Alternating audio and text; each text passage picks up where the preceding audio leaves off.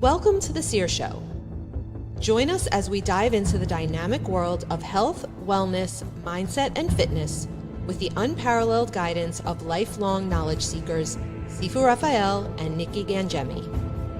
Sifu and Nikki will unlock groundbreaking insights with extraordinary guests from around the globe. You'll get the latest holistic approaches to well-being with a sharp focus on the powerful connection between mind, body, and soul. Get ready to take the leap. It's time to embrace a brighter and healthier future with us at the Seer Show. 5, 4,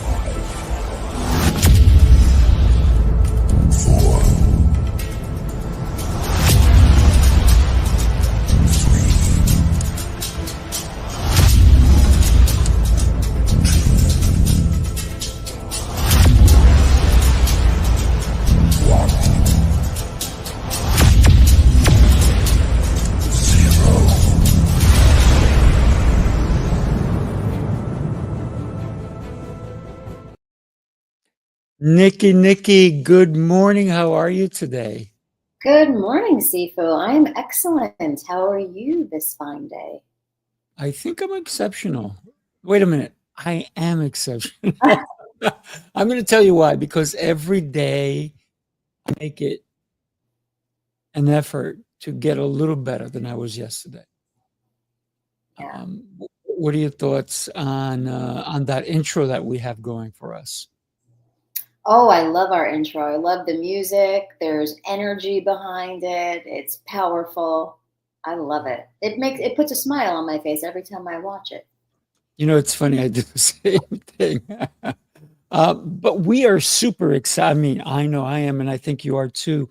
We have two exceptional guests coming on. Let's go ahead and bring them on. We have Mark and we have Chris. Let's bring them on. Gentlemen, good morning. Welcome to the Seer Show, seeking the truth on health, fitness, and mindset. And today's topic, leadership, communication, and purpose. Good morning, Sifu. Good morning, Nikki. Good morning. Thanks for having me.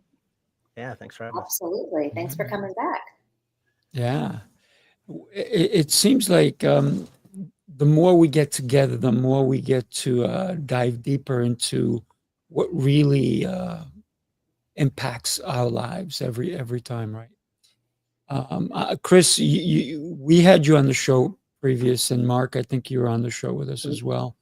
And so we're just going to keep uncovering those golden nuggets that you guys keep putting in your pockets and delivering to us. So thank you for that. Absolutely. Thank you. Yeah, great. Yeah, the last time I was here, it was fantastic, and lots of great information to take, certainly with myself, and I'm surely with everyone else. Mm-hmm. Would you guys mind? Let's cover the first topic, if you don't mind, which is leadership. What is your thought on leadership? I mean, listen, we're in America here, and the leadership, if you will, of the country is changing soon.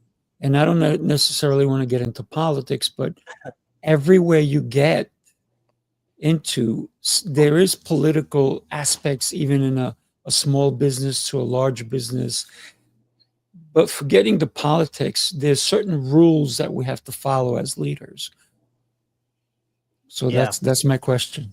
Yeah, I'll go first, I guess. I think, you really, when you talk about leadership, for me, it's always been focused on three things, right? Lead by example, first and foremost. I mean, whatever you're doing, you got to show the way. And I think empowering others to have the, to show their leadership is another form of leadership, and the ability to be adaptable, right? So I think great leaders adjust to changing circumstances, really without losing sight of your core values, right? Mm-hmm. So the same way when you empower others, right? You leadership, styles can change, but you kind of, encourage your team, your team members to have opportunities, show them opportunities. And I think always by leading example, you're demonstrating integrity, empathy, accountability, and I think those things are critical. Yeah.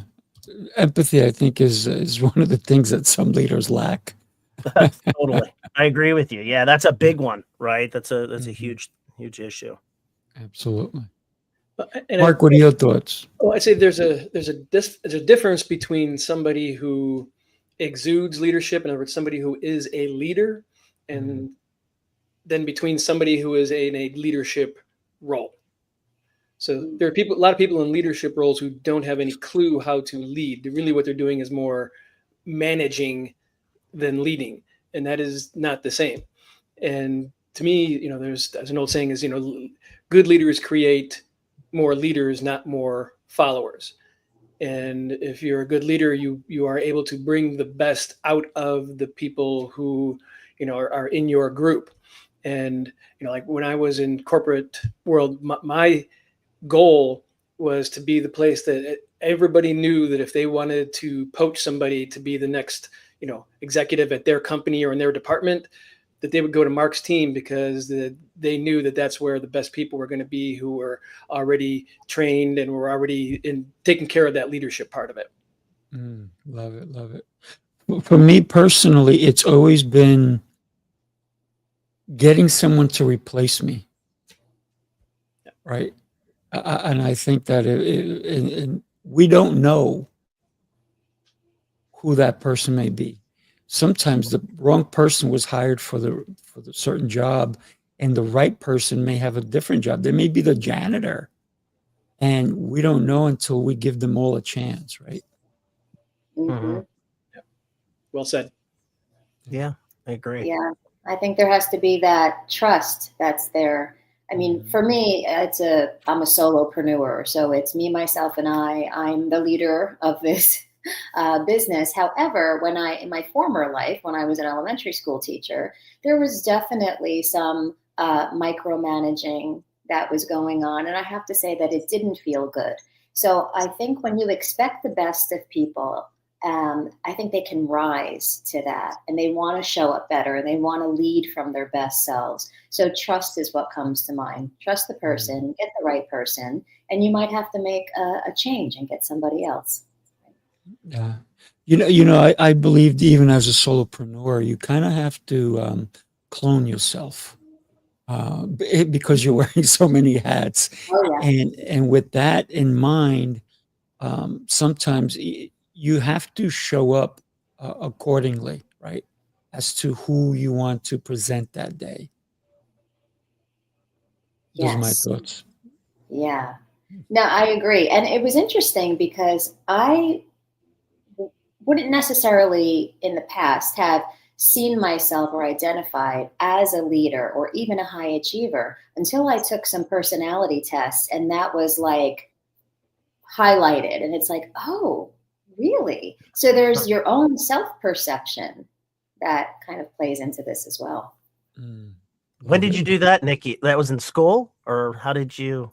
No, that was, well, the high achiever thing was actually only maybe 6 months ago. Oh, okay. It was like one of those personality or PQ assessments or something. And it was number one. And I thought, high achiever? I'm not a high achiever. And then I look back at my life, graduating summa cum laude, and I'm like, oh, perhaps I am. And I just didn't see it. It's interesting. Yeah. I've taken those tests before. They're very interesting. Yeah. They sure are. Sometimes we look in the mirror, but we're not looking directly at us. We're looking at everything past us. We're looking at all the reflections, but it's the reflection that's the most important that we miss sometimes. Yeah, and self-assessment is probably one of the hardest things to do, because we know the thought processes and everything that we're doing. It's the same reason why you should never proofread anything that you write, because you're going through it and you're like, yeah. And then sure enough, later on, you're like, how did I miss this and this typo or this misspelling kind of thing? But it's because you know what you said, but that's not what came out. Yeah, that's interesting. Yeah, that's why we should have, even when we do a presentation, before we present it out to anyone else, we should even record it and maybe have someone else assess it for us and say, hey, what do you really think? But don't tell me because you love me or because you care about me and you don't want to hurt my feelings. If you hurt my feelings now, my feelings won't get hurt later. So let's go for it. Be honest with me, right? Right. Be a straight shooter. Yeah. Absolutely. Yeah, I think people appreciate that. And that's part of being a good leader. That's right. That's right. And tone goes a long way. We can say a lot with the right tone and always with respect and kindness as well. I think, Sifu, you hit on something, and I know backtracking, but I mean, empathy in leadership I think really is lacking. I think it's an area that just as humans and how we interact with one another, empathy is, understanding someone else's pain, understanding how they feel, understanding, how they're maybe going through things. But I think ultimate leaders, strong leaders, have that human connection, and they have a connection, whether it's, as a leader, whether it's with your employees or your customers, right? Having that empathy makes you of course, first and foremost, I think, is a better person. But I think it also, as a leader, just you exude more brightness when you do things like that, right? You can show this true empathy can draw a lot of people in, and just makes you. I think the best leaders have tremendous empathy, and I think it's a lacking trait right now. I believe that empathy also makes better connections. Mm-hmm. Because a lot of times if somebody, let's say somebody works for you and they look down and they look not as happy as they usually are, and you go, hey, how you doing? They go like, okay. And then you walk away, but you're not paying attention to that little sign that maybe they look down, maybe something's going on, and just taking a minute and saying, is everything okay? And maybe it's in a work environment and you really can't get into it, but say, I'd love to take you to lunch or, have a coffee at one point or another. And if you want to talk, I'm available.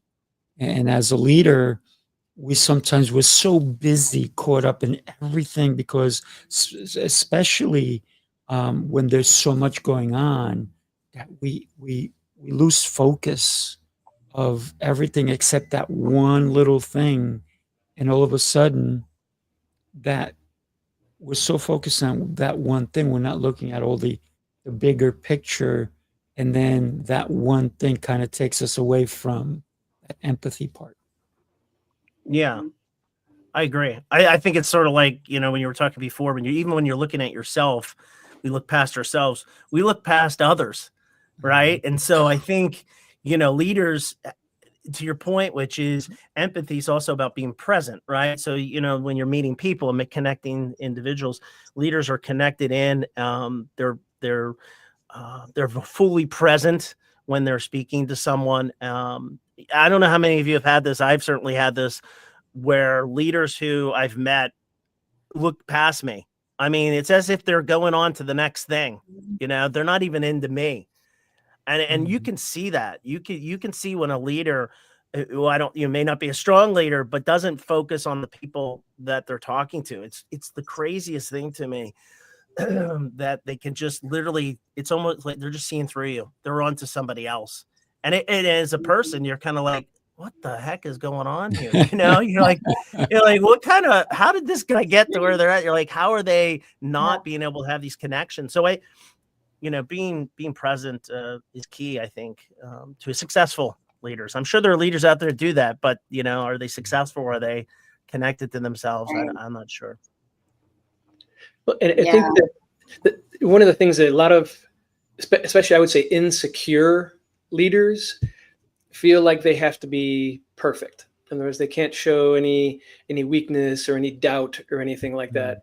And I believe that if you do have, you don't come in and like pour your heart out to your team with all of your problems and stuff like that. But if you're like, hey, we've got an issue, and I'm not sure what to do. What are your thoughts on this? Right. So that they know that you're not perfect, but you're also giving them that input so that they have a voice in what's going on. And once they realize that you don't think you're perfect, then you become part of the team that they naturally follow. So I would say, don't be afraid to show that little bit of vulnerability and seek help from your team, because none of us have all of the answers. Yes, good point. One thing I'm thinking about while you're all talking is curious is another trait of a good leader, someone who doesn't think they have all the answers and that there's other options. So just kind of leaning in and asking questions, even when somebody is communicating something, asking what does that mean to them, and staying open. Mm-hmm. It's very very interesting. When we started with leadership, and part of it, and you've all been saying it all along, communication plays a huge aspect to a great leader, because you have to communicate with your followers, if you will. And earlier you talked about you can't be a great leader if you don't sit in the trenches with your followers and bring them up to become leaders. And you talked about that, Mark. And that's communication right there, is how do we replace ourselves? How do we clone ourselves? It's that self-talk. It's that talking to others and bringing them up. And empathy definitely plays a huge aspect to all of that, because sometimes we can say, and one of the things I don't agree with is people say, I know exactly where you're coming from. And that I don't believe is 100% true, because listen, I may know how to shoot hoops, but I don't know exactly how Michael Jordan played. I don't know the feelings he had when he did the shot. I don't know the feeling he had when he defended or when he passed the ball. So I can play like, someone who's great, in my mind, of course, because I'm no Michael Jordan, right? But I can have a sense of feeling, but I can't fully know what someone went through or has gone through. No matter what it is that it could be identical almost. Like two twins can go through a similar experience, but for each of them, it's slightly different because of their perception. Mm-hmm. Totally. Yeah. Well, thank you for agreeing.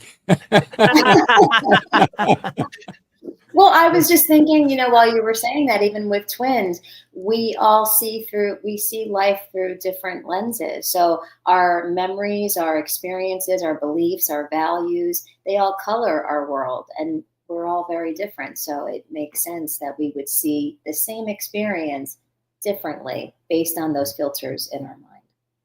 I want to shout out to Patrick Tuttle, who's joining us. Hey, Patrick, how are you, buddy?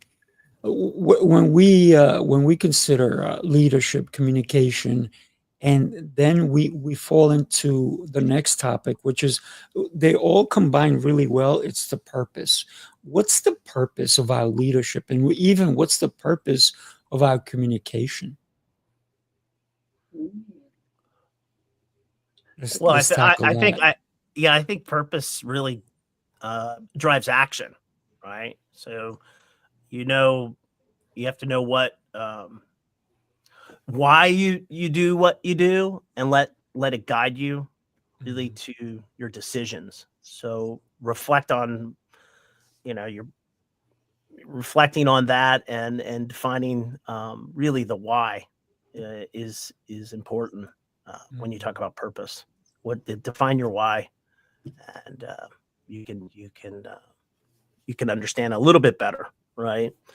I also think purpose is contagious, right? So I think when leaders embody that purpose, I think it inspires teams and organizations, and you can really fulfill a tremendous amount of that. And but not sure everybody, I don't know what you all think of that. Well, I'm going to tell you one thing that when you started talking about why, I started thinking of Simon, right? And because he wrote the book, before he wrote the book, why was around. So let's not forget that he just brought it to the surface, right? Simon Sinek. But the why has been there from caveman times. Why do I want to start fire? Why do I want to create a cave or a hut or a shelter? Why do I want to do anything in life? And so before, and yes, he did bring it to the front to put people to think about it more. But the why has been there all along. And sometimes we even ask kids, why did you do that? And I Yeah. think when we ask someone else why, it's we just want to understand. And so when you start looking for your own why, I believe it's understanding, right? Mm-hmm. Yeah, Thank you again for agreeing. When wisdom is there, what else are we going to do, right? No, but I think when you're talking about purpose you can have not so much a different purpose with each communication, but the purpose will be different with each person, depending on what it is that you're going for, so to speak. And if you're talking about leadership, generally speaking, within a defined team setting, your purpose with one person may be a little bit different than another, but the team has a purpose that you're working that is an overarching umbrella. So as long as you're able to communicate, hey, this is our mission, you can work with the individuals differently because some of them need a little bit different things. Some of them need a little bit more hand holding. Some need to be free, go, figure this out kind of stuff. So to me, it said that that purpose is going to vary literally from sometimes even within the same conversation, because topics can change and they may share something that you need to address with them. I agree. I agree with that. I think also, as you tie in with what you just said, is consistency between your values and actions. Being consistent with those actions and will build trust, long-term success. So I think when you're doing the things that you just said, on a consistent basis, that's true leadership as well. It's very interesting when we're considering all the topic. And by the way, Michael Duffy, thanks for joining us. He hit #live. And when we consider all the topics that we're talking about, the why, the purpose, all of these things, it stems down to our timeline. If you think of it, right? We are here on Earth for a certain amount of time. What are we going to do with that time? How do we act on it? Who do we even want to give space in our head? Who do we allow to speak to us fully, right? And who are we listening to? And that just by listening to you gentlemen talk and Nikki, it made me think of that. Why do we even allow someone in our head? What's the purpose of that? That's a huge question with many, many possible answers. Why do we allow people to rent space in our head? Yeah. I'll say that I'll speak for myself, and this is something that I've gotten a lot better with. But previously, I prioritized everyone over myself. So I would acquiesce. I would put my feelings aside. And sometimes I would even put my values aside. And I learned that way doesn't work. So I think it's really important to question. I love the word purpose, for what purpose, for what intention, what's the positive intent? And I think when we ask that question versus why, people, the defenses don't come up. I know Patrick was saying how why, even kids ask why, it can be very annoying. And I've noticed that with people, when you ask them why, it's like they feel like they've got to defend or convince. But if you say, for what purpose or for what intention, then they can go higher and they can connect to those values and their pure positive intent behind their actions. One of the things that I always tell kids is I say, do me a favor, never stop asking why. And what happens for us adults, and like Patrick said, that sometimes it can be annoying. But what happens is, as adults, we go, stop asking why. And we get annoyed with them. Stop it. No, we should encourage it, because the why will lead to greatness in them and in us. For example, I always tell kids, listen, you're my future. Please ask why. Ask how, and ask what. These are the questions that I encourage children to ask consistently. And I personally, I don't get annoyed. And you know that sometimes asking you guys have heard of the 7 whys or the 5 whys. Sometimes I'm asking 10,000 whys. And sometimes when somebody asks me a question, in order to understand their question, I ask them a question, and that annoys somebody. They're like, why do you always answer a question with a question? Oh, yeah. Why does that bother you? I'm trying to understand. I'm trying to understand. Help me understand. It's funny because there's a corporate talk that I give about the 3 traits that we're born with that make us great as kids that we tend to forget or have beaten out of us as we grow into adults. And that second one is curiosity. Kids, I said, they are naturally growing, literally at a cellular level. And that's why they're always asking questions, as they're looking to fill in all those gaps in perception, et cetera. And there's a quote that I use in that talk is that when a person loses curiosity, the horizons of their world fold up to become the walls of their box. And that's where, when you think about people trying to think out of the box, and that's because that they made that box for themselves. That's right. Very interesting point. Yeah. Get out of the box. And we do that with curiosity. Yeah. Or if you want to keep a kid entertained, just give them a box. Yeah. Or that, yes. They can get very creative. That's part of the third, the third piece. The third piece in that is ingenuity. In that there's a reason why kids would, generally speaking, rather play with the box that the gift came in than the gift that came in the box, because the gift usually serves a purpose. It does a thing, right? Does something they can do with it. But the box, especially depending on the size, it can be anything. It could be a fort, it could be a boat, it could be an airplane. You can cut it up. It just plays into their innate creativity. So that's part of where I kind of tie that back in with thinking out of the box with that curiosity and that ingenuity. And if you can take those 2, along with persistence, which is the number 1 trait, if you can just keep those 3 things from when you were a kid, if you can stay childlike, not childish, throughout the rest of your life, there is literally nothing to stop you from achieving whatever success you want. I love that. Yeah. You made me think of boxes, Mark. And if you think back to 1970, 1950, 1920, till today, there's more boxes in the world than there ever have been, because there's so much online shopping. So everything is box.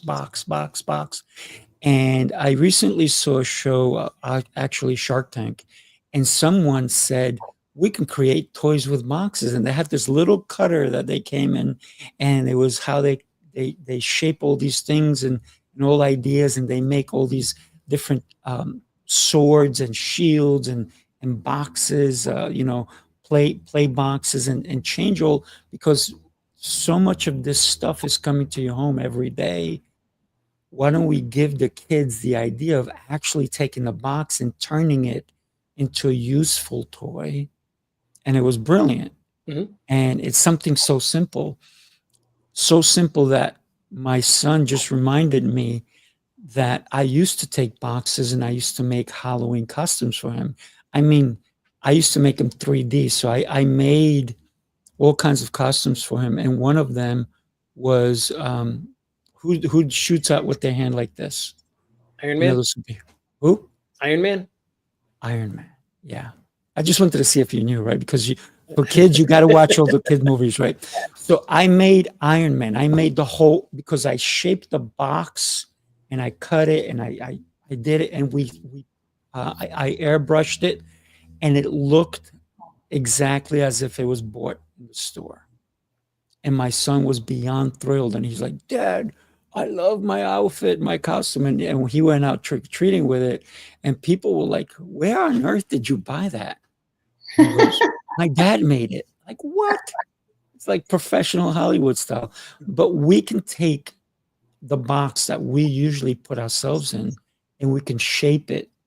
That's what I'm getting at. We can shape it to something useful. We can shape it and enjoy it. Yes, Thoughts? we can. Yeah. We could Yeah. use that Iron Man hand, and we could push ourselves right out of the box too, if necessary. That's correct. Sifu, you could have created a business on this. You could have had an online, Iron Man. You could have done all the superheroes. Sounds like you Oh, have yeah. yeah. Well, you know what it Really. is with people who are artists. It's one trait that most artists I find have: patience. Mm. Patience, because it takes time. It takes time. And vision, because I never would have thought that you could make a costume out of a cardboard box. I was thinking, how comfortable was that costume as you were talking? Extremely comfortable.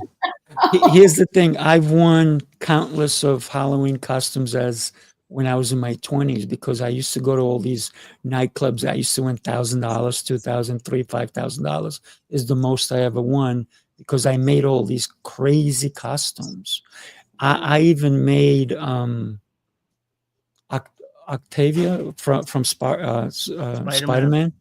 Yeah. Dr. Dr. Octavius. Yeah, I made him. So I had the jacket, and I had the things coming out in my back, and I did that with noodles, and I cut the noodles and I put the things at the end to do that. But it all comes down from the patience, right? And when we're trying to instill that in somebody else, usually they don't have it. It has to come with, if I can see the end result, I know there's certain tactics I have to go through, certain skills I have to develop in order to achieve this end result. And I think that's where leadership comes in, to teach someone how to have the patience to go through all the stages in order to have that final success. And I love your branding, Mark. I am for kids. I think we all should be for kids. If you're looking for an argument, you're talking to the wrong guy.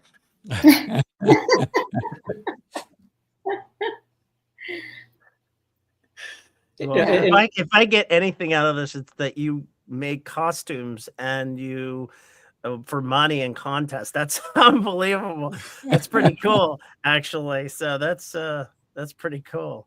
Wow. What haven't you Actually, done? I never initially started doing them for money.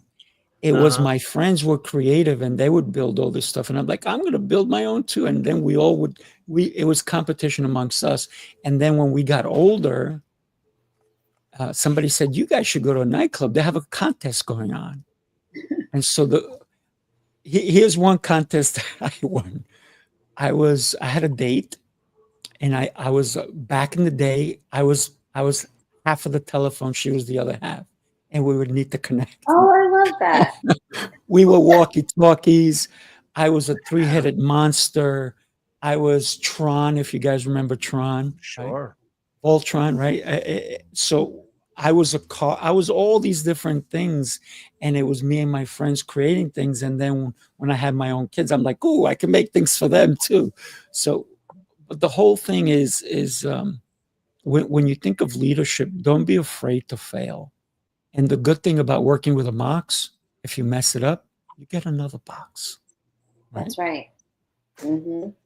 I think you There's always actually, another one.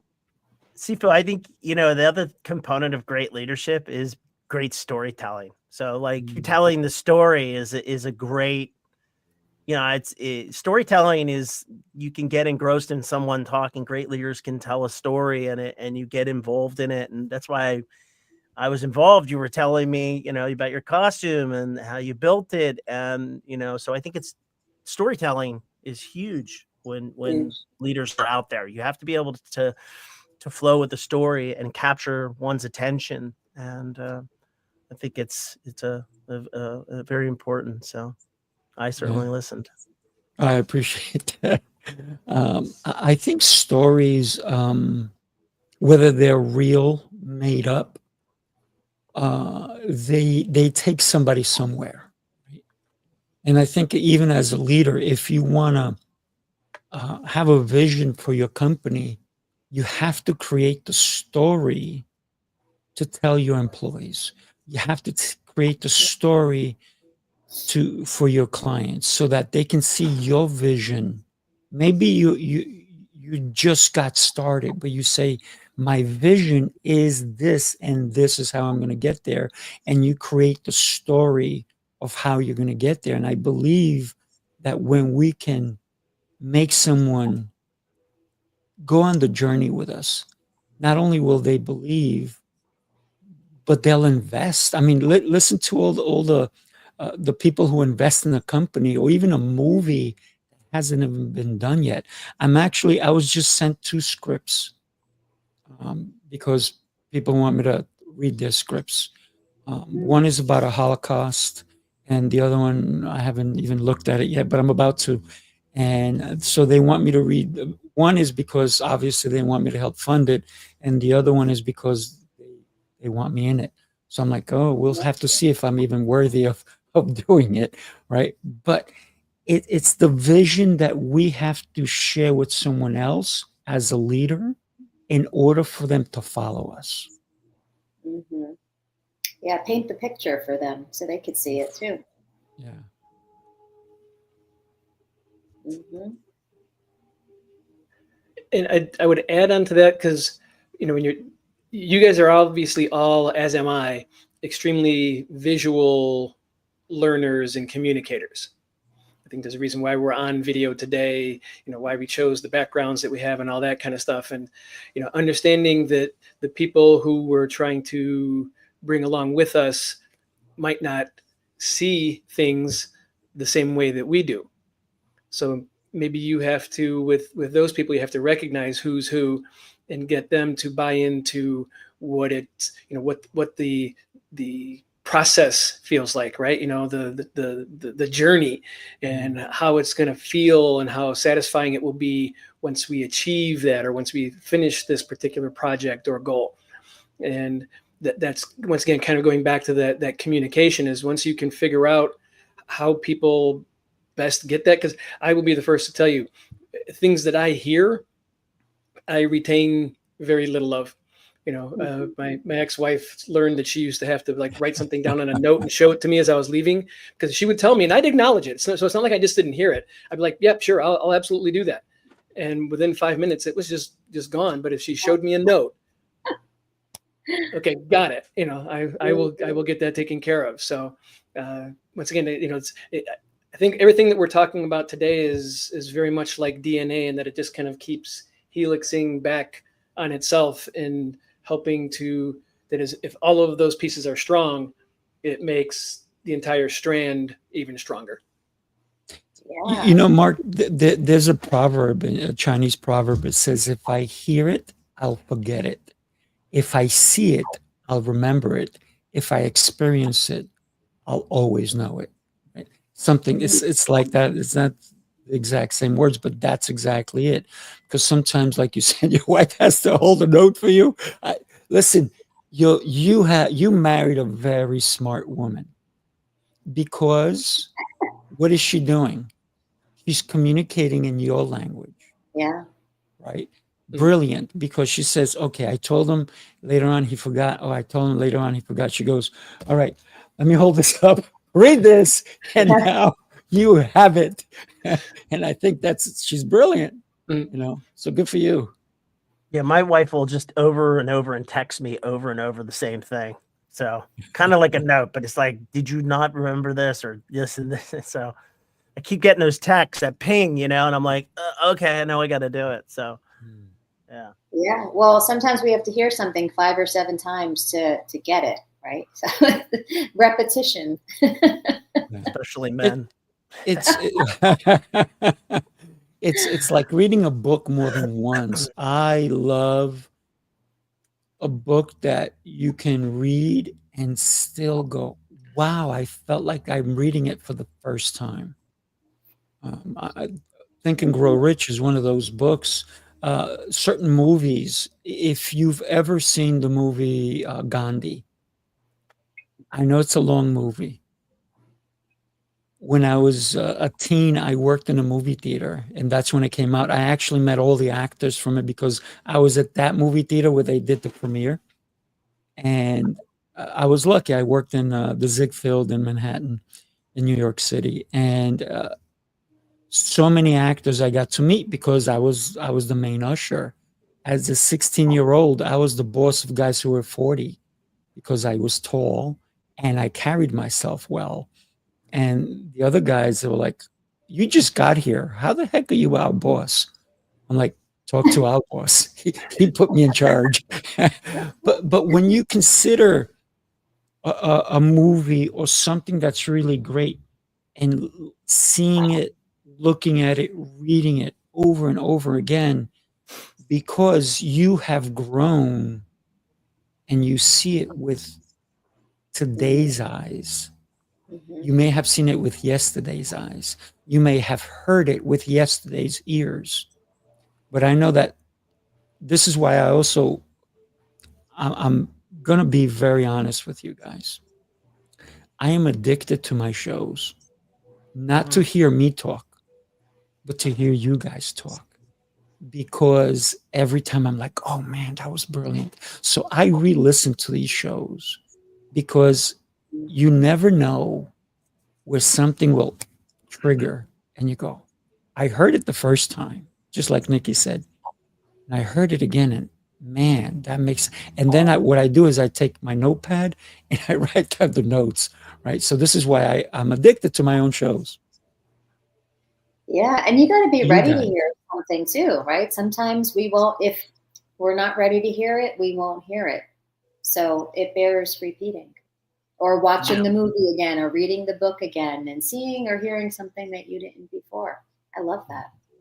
Yeah. Repetition is, certainly for remembering things is so important. And then how you deliver that message back out. So yeah, I'm on the same page. It's like I have to hear it many, many times for it to resonate and sort of like filter through. And then you kind of come up with your own thoughts on that, the whys and hows and, and that makes your brain even swell bigger. So it's like, you're like, but yeah, I think repeating and hearing it over and over.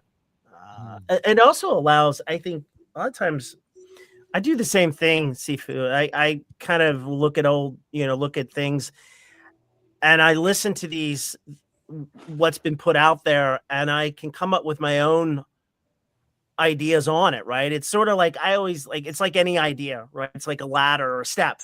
I remember a great leader who I worked for, and I was like, well, why were my great ideas getting through? Why couldn't I thought they were great ideas. And he's like, well, look, all great ideas start at the first level. He's like, everything is a step. It's not always your idea. I'm going to add something to your idea that's going to make your idea better. And it's going to bring, better opportunities, leadership for others and to the idea.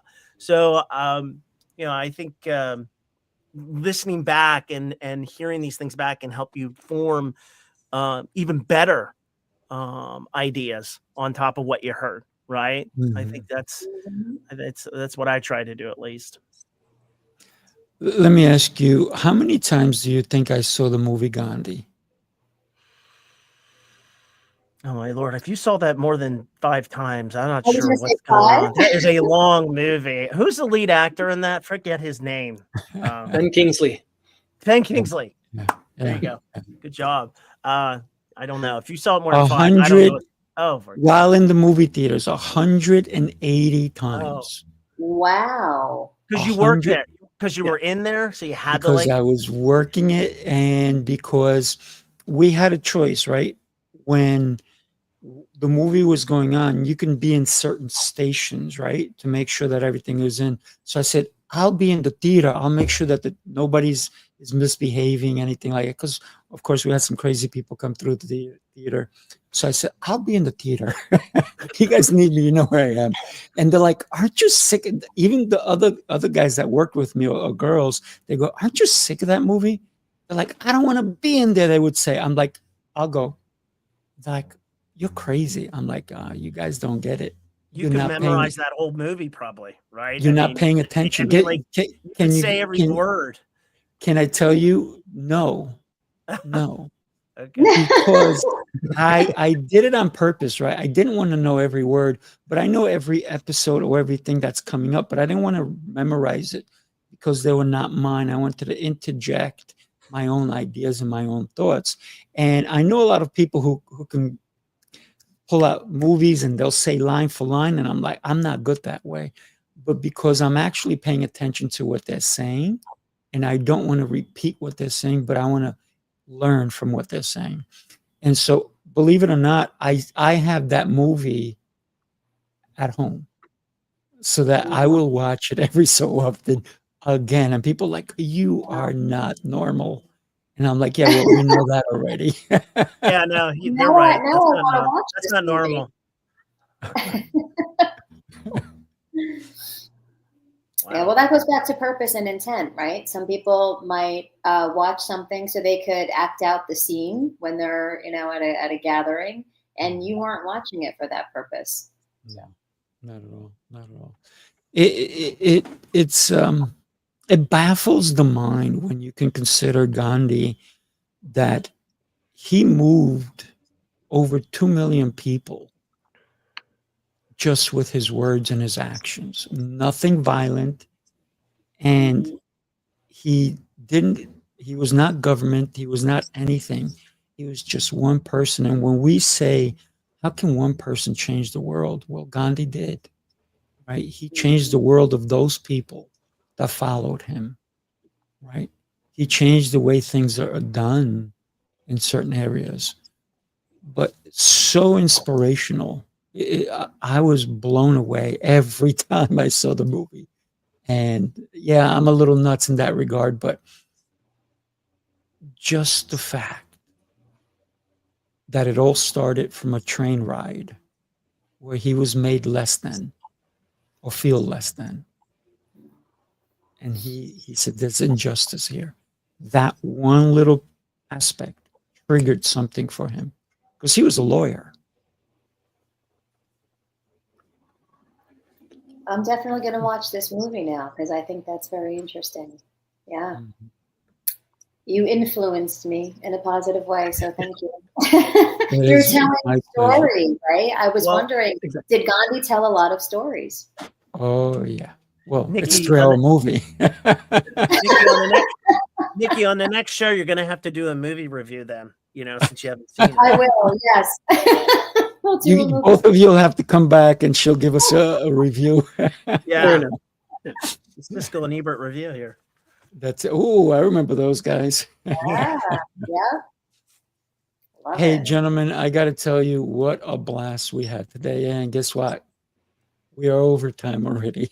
So thank you so much for being here with us. A great pleasure, great insight. I will be re-listening to this, maybe not 180 times, but at least once or twice. It's good to hear. All right. Before we go, I'm going to give you guys a chance. Tell us a little bit about, you got 30 seconds. Tell us about why somebody should reach out to you. And I'm going to put your information here. Who'd like to go first? Go ahead, Mark. All right. So as you can tell from all of my stuff, I said my name's Mark Papadas, and I'm the founder of I Am for Kids. If you have to describe me and what I do in one sentence, I say imagine Tony Robbins meets Charlie Brown. I bring personal development to kids, and we're going to have the impact on kids' empowerment and personal development that the Muppets did for reading and for math. So if that's something that you can get behind and you think that kids need to be empowered to know who they are and decide who they are now, not just have some positive affirmations, but literally have a rock solid identity, you can go to iamforkids.com, find out all about us, and hopefully we'll see you there. Awesome. Love it. Yeah, thanks, Mark. Chris Cochran, I focus my daily message on what's good about today. It's a message that my son left with myself, my family, and all his friends when he was diagnosed with terminal cancer 4 years ago. He passed away 3 years ago. So, but what he would do is he would remind us every single day that there is beauty amongst us, even in the worst of times. And I think just like right now, starting off my day today with you guys is what's good about today. And so every message I try to get out there is to focus on the day. You can say what's good about today in the morning, the afternoon, and the evening, and reflect on your day. If you'd like to learn a little bit more about that, I'd love people to visit my son's site, which is christiancochran.org or .com. You can certainly Google Christian Cochran. You'll pull up lots of information. And then I'm Chris Cochran Speak. So it's getting the message out. I tour universities. I speak to young adults. And so that's been my my mantra, my son's mantra that I'm trying to instill into others. That's beautiful. Thank you for doing that. Really. Yeah, I love it. Nikki, tell us why we should contact you, because besides you being awesome. Other than that, one reason to contact me would be if you find that you are just stuck living in the past. We kind of talked about that today. Or you keep yourself in a box, you cap yourself, you put limits on yourself, and you can't see what is possible for you. But you know there's some kind of dissatisfaction, that there's some yearning for something more. Then I help people with that. I help them to change the paradigms and the programs and to show up as their best self and be the leader of their own life. And you can find out more by visiting my website at nikkigangemi.com. Thank you, Sifu. Love it. And so I'm Sifu Rafael. I am the guy who will help you build your own box differently than the box you're already in. So go to my website, sifurafael.com. You'll also catch all the different shows that we have going on. And what can I say? You have to live a limitless life, because everyone is going to try to put limits on you. Don't allow it. Break out of that box. Thank you, everybody. Have yourself an exceptional rest of the day. Take care, everybody.